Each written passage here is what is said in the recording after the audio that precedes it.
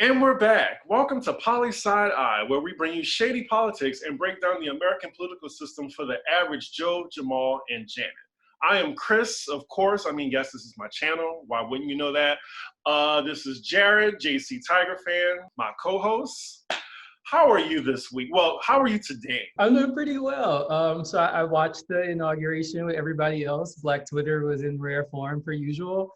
I was just saying that I think it's so cool that Black Twitter legitimately turns anything entertaining. So from award shows to I swore we were watching like an episode of The Housewives at one point.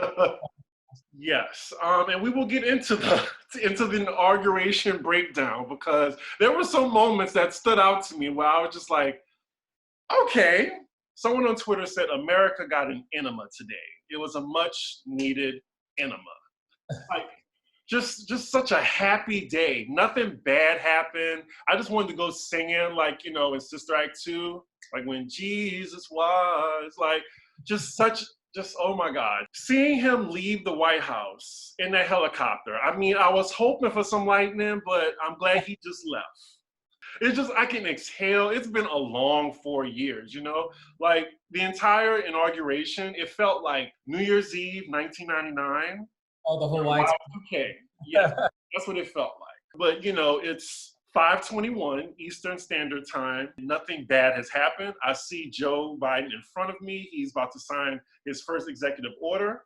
Oh, breaking news. He's rejoining the Paris Accord. He's ordering a mask mandate and racial equality. I'm not sure what that means, but I definitely like to hear more. Right, but we are in the right direction. The wound is still there, but at least it's not bleeding profusely as it once was. So I just read Martin Luther King's Where Do We Go From Here on MLK Day, which is the last book that he wrote before he was assassinated.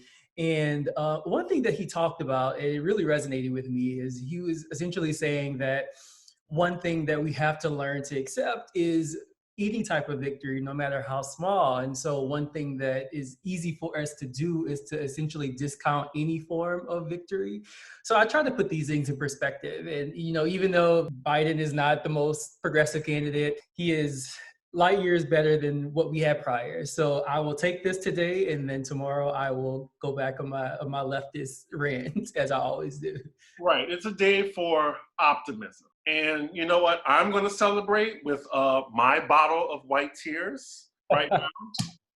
So I would have brought something to pour up if I had not known this was a celebratory occasion. Well, it is for me. And then I'm going to celebrate some more when he gets convicted. So cheers. So the inauguration, first and foremost, Michelle Obama. The hair was just laid to God. And it was just right. Even Joe Biden looked really great, which, white women, sometimes the age ain't quite there. But she has really looked great this whole campaign season. And I thought Kamala, although she is somewhat conservative with her dress, I thought that she was very stately as well. I thought everyone just looked very, very regal, if you want to call it that. Michelle Obama shut it down. Oh, well, yeah. She shut it down. Definitely. Beautiful to see. And Joe Biden, I think all white women age well when they're not problematic. Yes, and to speak to your point about Kamala, I'm glad she shut some people up about not wearing pants or a pantsuit or whatever. Oh, yeah, I don't care. For some reason, people keep staying on this, what she's wearing or questioning her blackness. It's all infuriating to me. Even in our comments, someone was saying, Kamala is not black. I'm just like, block. Just block. I don't even have time. I don't have time. We do scrutinize women figures much more than we do men. And then she's also a woman of color. So the two things together, and yeah. And speaking of non-problematic white women, Lady Gaga, how did you think she did? Because I enjoyed it. She brought camp to the national anthem. Whole microphone. I was like, it was a very Gaga-esque. I wouldn't have expected anything else from her. She was extra. She gave you a performance. I thought she did well. Now J-Lo, on the other hand, she actually sounded better than I expected. She sounded good, but I need them to stop trying to make her a singer. J-Lo has her lane. She's a mediocre actress. She's a mediocre singer, and she's a phenomenal performer and dancer. That's why I asked Twitter, what is she doing? Like, what is she going to be doing? But she sung, and I was like, okay, they really could have gotten any singer in the United States for this. It was satisfactory until I saw the Let's Get Loud part. She was still in Super Bowl mode, and I was kind of like, this is weird. It was a little tacky. A little tacky. But yeah, like I smiled the entire time Lady Gaga, like when she came out in that big ass ball gown, the Hunger Games brooch, just singing. She looked like she won a second Oscar. Like you couldn't tell her nothing. She's really grown into becoming like an actual artist and not just like a pop star. Right. The range. All that out the way, they were sworn in. And now I want to know what happens to Trump now. What I was reading earlier, it seems like there is still some push to carry on the hearings in the Senate to take up the impeachment articles. And so we'll see. I mean, we'll see what happens with the Senate. There is some indication that there might be a vote to potentially disallow him from being able to run for office again, which major, because from all indications, it seems as though he wants to run again. In fact, he said, "I'll be back," or something like to that effect when he gave his final speech. And so, yeah, we'll see what they do. I think that I was hearing also that there is no precedent for how do you handle impeachment of a president who is no longer in office. So there isn't much by way of kind of a roadmap from the Constitution. So from what I understand, there's going to kind of be a lot of winging it because there really isn't much institutional guidance as to how you carry this out. And so it'll be interesting to see what happens. I want him to be crushed. I definitely want them to put their foot on the entire Trump family's necks. I want indictments passed out like hot plates. Like a whole insurrection happened where people like went into Nancy Pelosi's office, stole her shit, and like tried to sell it to the Russians. Like, come on. Yeah, I mean, I'm a prison abolitionist, so I'm anti-prison, but I definitely think there needs to be some type of reckoning. I just haven't decided what I think that should look like. We'll see. I don't know. You know, I think there has to be something. Otherwise, and so one side of the argument is, oh, well, we just need to move beyond it, and it's just gonna essentially further the gap between, kind of exacerbate the division if you let a president essentially act with impunity and don't do anything about it. So there's both sides of that argument that I think people are kind of not engaging. And like someone said, you can't have unity without accountability, and I agree with that. But my thought of the day is a topic that I saw that blew up on social media, particularly Twitter, about the minimum wage. Like for some reason, a lot of people were talking about it lately, and I'm just wondering, like, where did that come from? Yeah, so that kind of arose out of one of Biden's plans. And so he released the details of his COVID relief bill. And one of the provisions in it was that he wanted to call for a $15 minimum wage, which would essentially double what it is. I think it's $7.25 now, so more than double. Wait. The minimum wage right now in the United States is $7. Yes. 25. Yes. Now, there are states that pay more than that, but that is the minimum that any state can pay insofar as a wage goes. Some states pay more. I think in some states have already raised it to 12 or 15 bucks, but this would require that every state would raise the minimum wage to at least $15 an hour. So that was baked into the COVID relief bill. And so obviously that set off a firestorm because you had some people, I guess, more centrists or more moderates who were saying, oh, that'd be too hard on small businesses and they couldn't afford to pay people that. And, you would end up having to cut jobs because, if you raise the wage, like they won't be able to afford them. And then there was other people who were saying that the minimum wage hasn't been risen since, I believe, 2009 was the last time. So yeah, I was going to ask you. My question was, how long has the minimum wage been $7.25? Since 2009. So yeah, that's the last time that it's been raised. To kind of put this in context, that we've had a minimum wage since 1933. It was passed through the National Industrial Recovery Act coming out of the Great Depression. It pretty much rose pretty steadily up until about the early 80s. I believe 1981, right at the beginning of the Reagan administration was when they essentially... Shocker. Yeah, I know, right? So they essentially froze the minimum wage. So it didn't increase from like 1981 to I believe 93. So right at the beginning of the Clinton administration, or maybe a little bit earlier. And then there was another freeze. And so if you look at the trajectory of the way that the wage has kind of risen, like it kind of rose steadily up until about the late 60s, kind of leveled off a bit, kept going up, and then kind of flattened out in around 1980.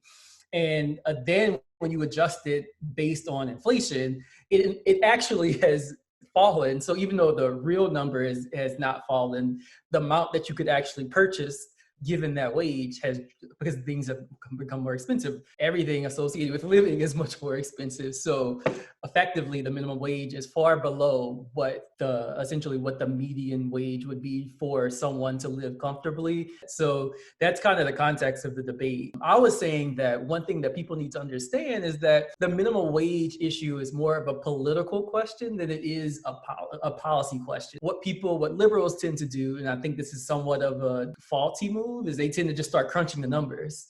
But it doesn't really matter how you crunch the numbers, because really whether or not you raise the minimum wage is really a question of what types of work do you view as important and valuable, like who should get what. And that's not a policy question, that's straight up political. And so I think we need to start thinking about minimum wage in those terms. But yeah, it's just so crazy to me that inflation for everything, but then they just expect like the minimum wage to just be like that. I don't get it. Essentially, we live in a society that is a conflict between labor and capital, so in other words, between workers and their employers. That is the fundamental kind of conflict that kind of is emblematic of America.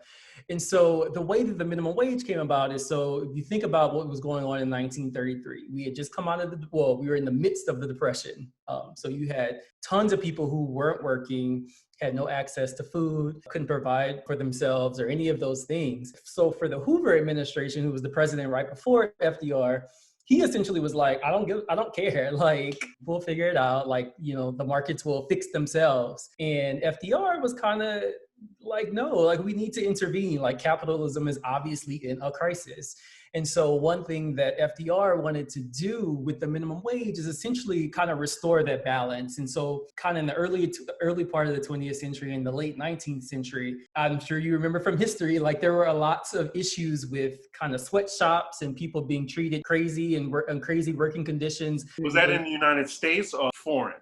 In the United States, mainly in the industrial north, we saw a lot of it. These employers just kind of exploited this labor. And so what the Industrial Act wanted to do was essentially say, no, there has to be a floor. Like there has to be a minimum amount that people should be able to earn in compensation so that they can provide themselves with a living space, so they can eat and all of these things. What that act did was try to restore some kind of balance between workers and their employers. In addition to that, you also had stronger labor union protections and what we call collective bargaining, so people could actually contest their employers to increase their wages. And so there was much more of a check kind of on business and employers during this era. And so in the late 60s into the early 70s, we had what they called a stagflation.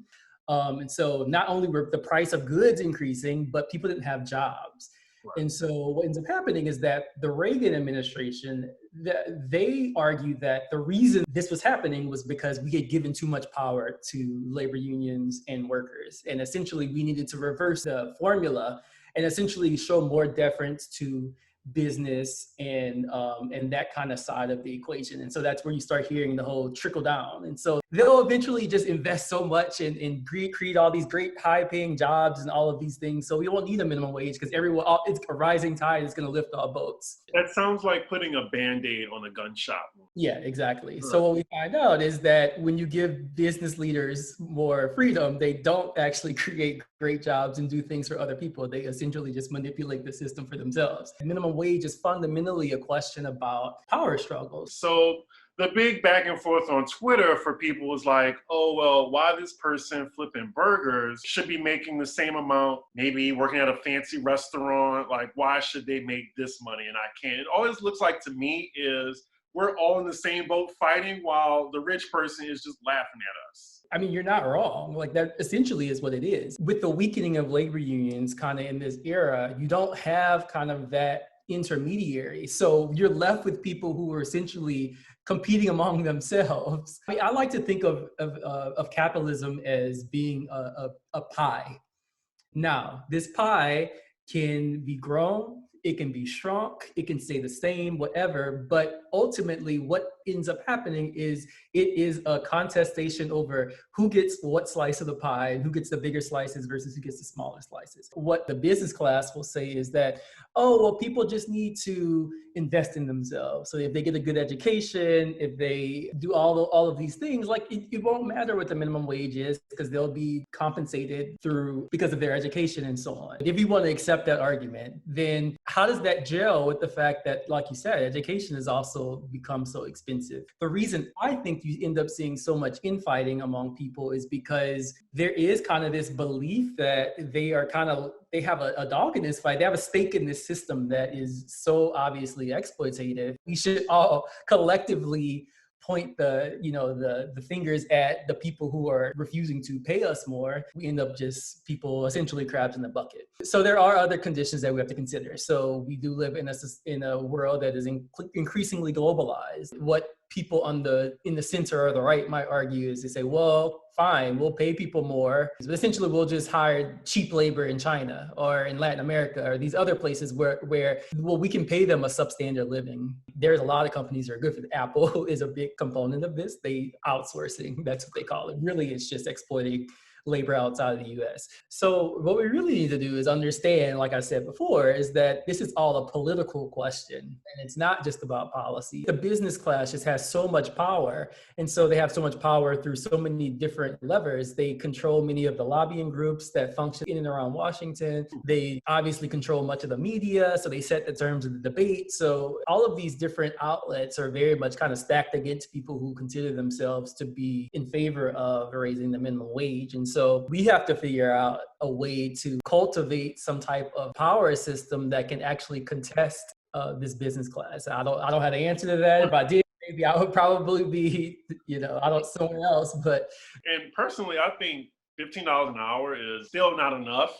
I think it should be maybe like 20. But then again, you're for like someone in a fast food position making $20 an hour. You're for that. Yeah. Why not? I have not heard a strong argument against it. There's plenty of arguments against it for people. I'm sorry, I've not heard a good argument against it, I should say. I've heard plenty of arguments against it, not a good one. I guess, can you explain that? Like, how can you justify someone in fast food making $20 an hour, flipping burgers, like how people stigmatize working in fast food restaurants? Yeah, so that's a good question. I would implore everyone to read this book. It's called The Political Economy of Racism. And so the reason that if you care about racial inequality, we know that disproportionately people who work in what's called service jobs are disproportionately Black and also disproportionately Latinx. And so if we care about racial equality, we should also care about wages that are above a subsistence level. A better question should be, why shouldn't they? People always default to why should they, but no one has articulated why they shouldn't be making. Everybody should have enough money to live. If we're not gonna pay people a wage that is above a certain point so that they can not have to worry about where they live or whether they have somewhere to live or somewhere to eat, then the same people who are anti-raising the minimum wage are also anti, in a lot of ways, having a strong welfare state. So you can't have it both ways. Because if you don't want a strong welfare state and you want to keep the minimum wage indexed at $7.25, then essentially what you're saying is you're okay with people living in poverty or in some cases homeless. So, I mean, if that's the argument you want to make, that's fine, but recognize that you're making a political position. And that political position is one of, I don't really care about whether or not people are housing or food deprived. So, I mean, if that's the argument you want to make, go ahead. But let's just be honest about what it is. That is a good point. And I do think that goes back to what we talked about last week about individualism. Like, I'm worried about me. And there's also this really strange argument that I've seen where people will say, oh, well, they're making $20 an hour, but I'm only making $25 an hour. My argument is that, well, that's why you should do this thing called organize and bargain with your employer. That's why we know that these right to work laws, which means that essentially you have a right to not get paid anything, are so problematic, because absent some type of formal organization for people to present kind of what they believe is a fair and livable wage, they essentially have to accept what's given to them. So what we really need is to channel the logic and the intuition of the reasons that minimum wage was first passed in 1933 and recapture some of that, because I think we've gotten so far away from it that we don't really understand what the whole point of the minimum wage was in the first place. It wasn't just instituted just so teenage kids could have some play money in the summer. Like, it was actually supposed to be a floor so that we could ensure that everybody had something to eat and a place to live. Do you have any final thoughts on the minimum wage, or that was pretty much it? Oh, I do have a thought, actually. So I'm going to read this very brief passage because I think it kind of encapsulates rather what I think. So MLK says, "There is nothing but a lack of social vision to prevent us from paying an adequate wage to every American citizen, whether he be a hospital worker, a laundry worker, a maid, or a day laborer. There is nothing except short-sightedness to prevent us from guaranteeing an annual minimum and livable income for every American family." And there you have it. But yeah, moving on, what did you think about Biden's speech today? So I'll say my thoughts and then yours, because I know yours would be more, more thought out than mine. It was kind of eye-rolling to me. I will be a president for all Americans. We're fighting for the soul of America. Unity is the path forward. And the thing is with unity, it's like, I just don't get it. I really don't. It kind of infuriates me because I think we were talking about it last week. Like, Trump didn't even show up to this event. Where's the unity in that? And if he feels that way, how do you think his supporters and constituents feel? You know, so you're wasting your time trying to grab these people. You already have the power. We have the Senate, we have the House. What are you trying to do? To be perfectly honest, I'm glad he didn't go after, what was her name? Amanda Gordon, because I was more moved by her speech than his, which just says a lot. So I thought there was a lot of both sidesing in that speech that kind of didn't sit well with me. On some hand, I get it. Like, Biden has run this, kind of thinking about when Obama gave his, we're not red states of America or blue states of America, we're the United States of America. I mean, in some respects, he kind of does induce eye rolls, but on the other hand, I try to be somewhat like, what was he supposed to be like? Like, fuck y'all, I don't care. Like, I'm in this bitch. Like, I try to think about it in those terms. Like, what would a president really say? And so I think Biden was attempting to paint this picture of America as being on this trajectory towards this great moral perfection, which anybody who is halfway listening to anything that's going on in the world knows that it's a farce. I just feel like the rose-colored glasses was on in that speech. That's what kind of just pissed me off a little bit. Yeah, I mean, some people pointed out he was the first president to ever mention white supremacy in his speech. I mean, your mileage may vary if that matters to you. I'm trying to extend a little bit more grace than I typically do with most of these things. You don't have to hold back for this show. You can be as anti-capitalism, as socialist as you want to be. Don't care what these people think. Ultimately, I thought it was okay. On one hand, like, I know that everything he was saying was a myth, but again, like, I don't even know what else he could have said. I think he did a decent job of trying to point out some of the limitations that exist, some of the structural issues, while also trying to give people some sense of hope. Because I do think people were kind of wanting some feeling of hope after everything that's happened. So I think he tried to balance those two things. Different when you actually believe that America is exceptional. I don't. So Okay. Well, with that, I'm glad we can all have a collective woosah. We are now like, the train is not off the rails anymore. Like, we're still on the track to hell, but at least the train is on the track. You just But yeah, let everyone know, of course, where they can follow you and your book recommendation if they want it. Yes, so if I can always give book recommendations, but I really do recommend that everyone go and read MLK's Where Do We Go From Here? It is just remarkably, like some of the things he wrote, you could apply it to today. Like, that's just how profound he was. So I think everyone should really read that, because you get to really understand not just MLK as the Disney figure that people have made him out to be, but also MLK, the actual human, and how he's trying to understand the world and what's going to happen going forward. Obviously, tragically, he didn't get to see it, but I think everyone should read it. But other than that, people can find me at, I'm on Twitter. A few people I think may have followed me on Twitter and Instagram. Yeah, and Instagram. So JAYC Tiger Fan, FAN. on both Twitter and Instagram. Right. And of course, you can follow me on everything, CDIGGI1. We'll be back next week. I'm pretty sure we'll have something to talk about. Make sure y'all like, comment, and subscribe. And we will see y'all for the next episode. Bye. Yeah.